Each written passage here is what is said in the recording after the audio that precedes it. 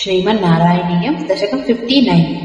त्वद्वपुर्नवकलाय कोमलम् प्रेमदोहनमशेषमोहनम् ब्रह्मतत्त्वपरचिन्मुदात्मकम् वीक्ष्य सम्मुमुहुरन्वहं स्त्रियः मन्मथोन्मथितमानसाः क्रमात् त्वद्विलोकनलतास्ततस्ततः गोपिकास्तवनसे गिरे हरे काननोपगतिमप्यहर्मुखे निर्गते भवति दत्तदृष्टयः त्वद्गतेन मनसा मृगेक्षणाः वेणुनादमुपकर्ण्य दूरतः त्वद्विलासकथयाभिरेमिरे काननान्तमितवान् भवानपि स्निग्धपादपतले मनोरमे व्यत्ययाकलितपादमास्थितः प्रत्यपूरयित वेणुनालिकाम् मारबाणधुतखेचरीकुलम् निर्विकारपशुपक्षिमण्डलम् द्रावणम् च दृशदामपि प्रभो तावकम् व्यजनि वेणुपूजितम्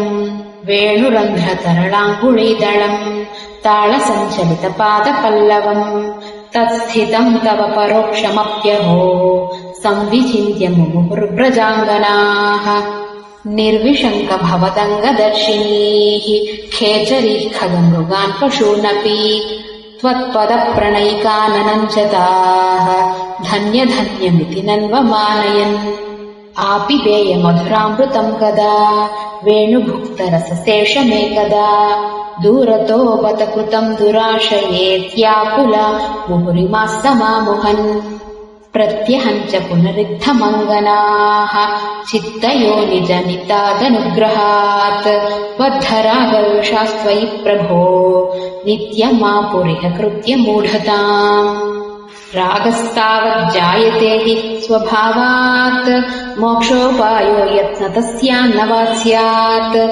तासाम् त्वेकम् तद्वयम् लब्धमासीद् भाग्यम् भाग्यम् पाहि माम् मारुतेश।